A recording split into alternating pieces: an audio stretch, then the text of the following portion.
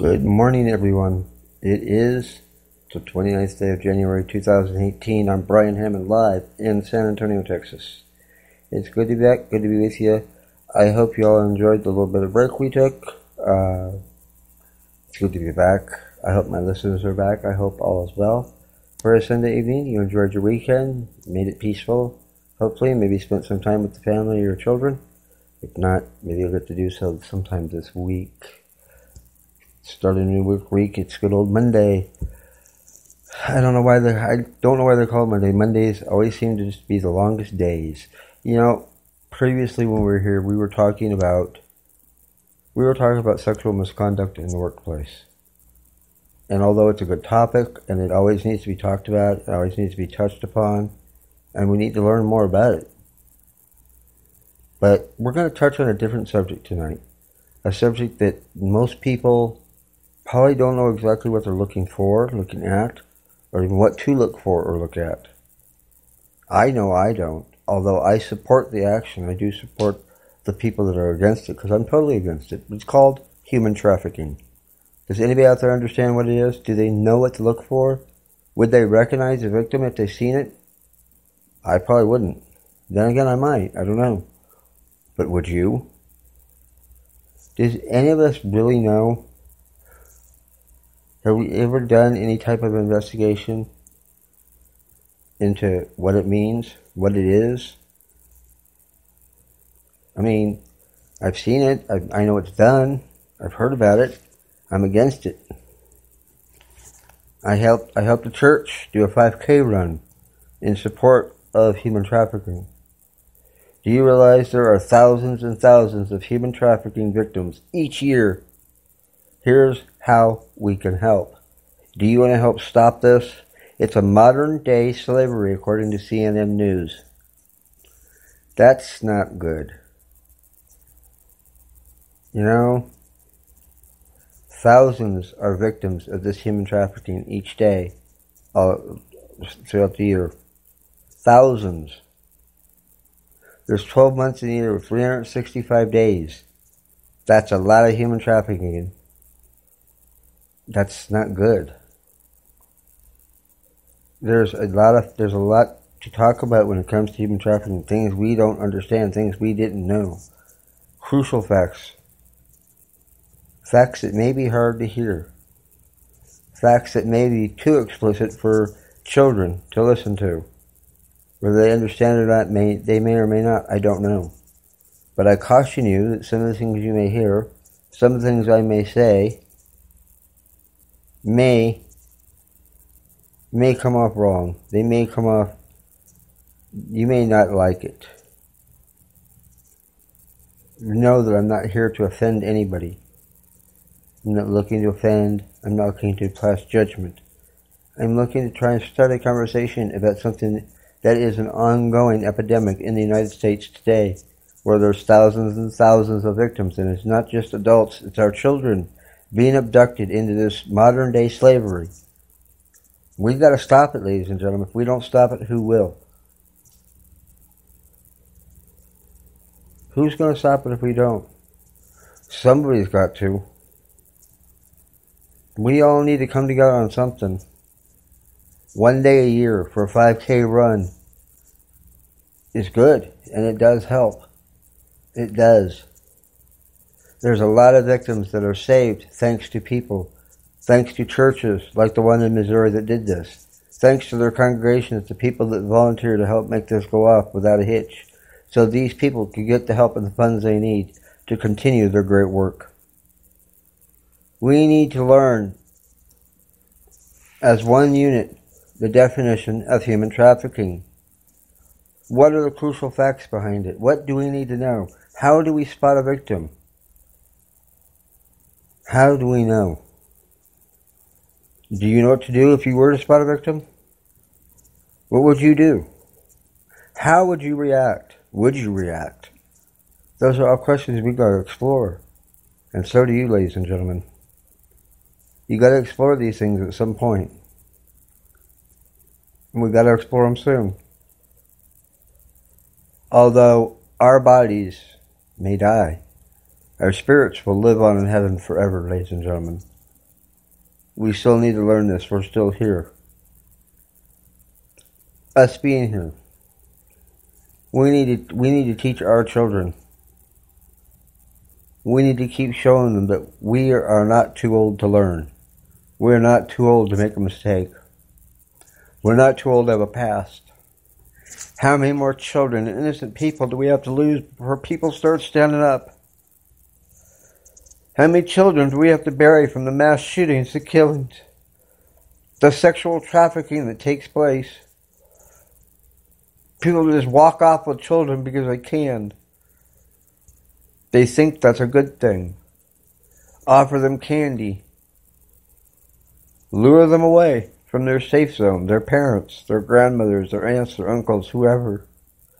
We gotta stop doing that. We need to start getting involved. We need to start taking lessons and knowing what to look for in our children. Whether it's human trafficking or something entirely different. We gotta start learning the signs, and now's the time. This is a new year. This should be new us. New education. Learn something. Learn multiple things if you can. Get new information and get facts. And start spreading the word, people. That's what we have to do. If we don't, who's going to? I know people probably don't like when I talk about stuff like this. And just soon not tune in and not pay attention to it or pretend like it doesn't exist.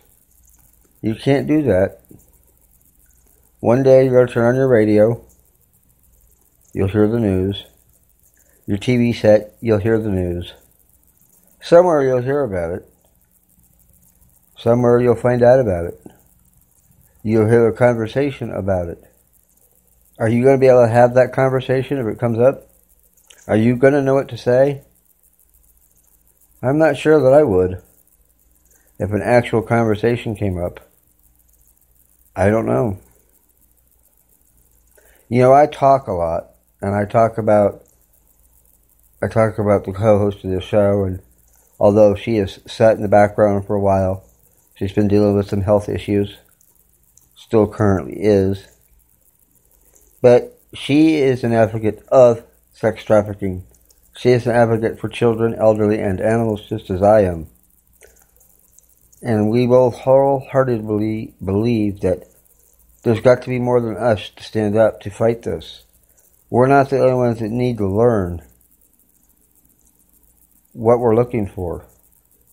Learn how to have a conversation about it, or to be involved in a conversation if we are ever in a situation like that. And be able to talk intelligently about it. If you can't talk intelligently about something, keep your mouth shut. Don't open your mouth and relieve all doubt that you're an idiot. Keep that a secret. Try to play it off. I know this is a hard subject. And I know there's going to be segments in here that even I probably won't want to repeat, say, or hear. But I've got to at some point, just like you guys do. I'm not special. I'm special, but we're all special in the Lord's eyes. He didn't put us here to allow this to take place, to allow sexual predators like that to kidnap us and put us into modern day slavery, sex slavery. For a child, for an adult, for a teenager, for an older person, it's still not right and unfair and should not be done. I don't know which is worse, sexual misconduct in the workplace or this. I think this.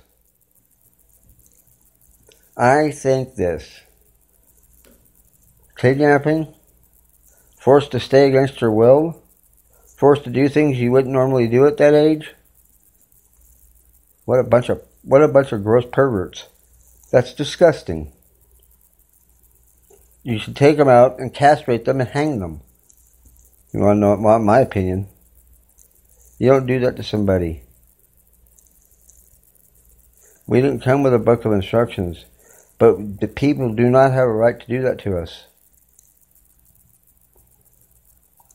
Nobody is allowed to touch you, cover your nose and mouth so you can't scream, or force you to go somewhere with them or do something with them that you don't want to do.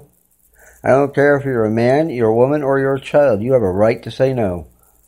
If you say no, it should stop immediately. If you don't, it becomes a legal issue. It becomes more than that. That means you're in danger of some sort. How bad you're in danger? Don't know.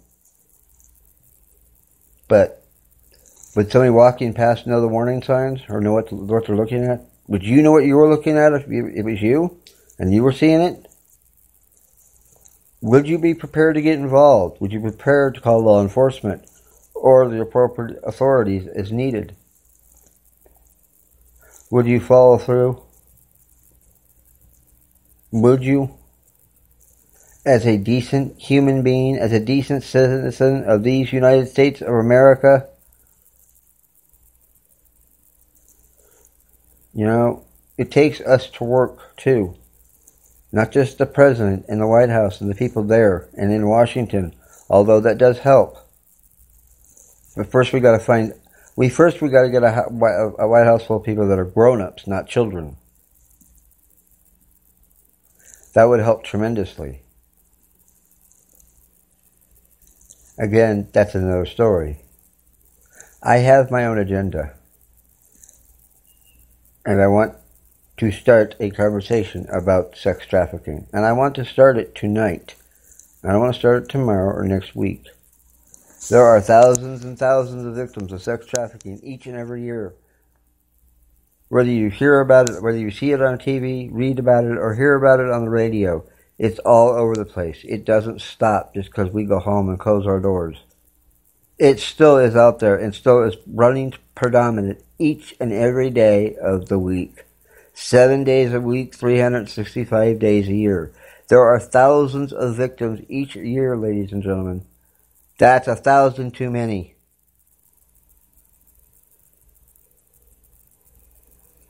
It's not good. We need to target these gross people and get them off our streets and take our cities back. And we've got to do it now. Stop sitting on your fists and leaning back on your thumb and let's get busy. San Antonio police, there's a big thing about a bunch of people that were found in a tractor trailer off IH-35 here in San Antonio. At least in a tractor trailer loaded with at least 30 other outside a Walmart store. In sweltering summer heat. They were locked in the back of a semi-truck trailer. Police are calling a horrific human trafficking case starting July 23, 2017 in the city of San Antonio. One trip means a life is saved. Can you make a trip? Can you drive down the highway? If you're going on vacation or going somewhere and you see something like that, would you get involved? Would you pick up your cell phone and call the proper authorities? I would. Especially in Texas heat. You live in Arizona, you live any place that there's humidity, or even dry climates like Phoenix and Las Vegas and Laughlin and Bullhead and all them that usually are pretty dry during the summer.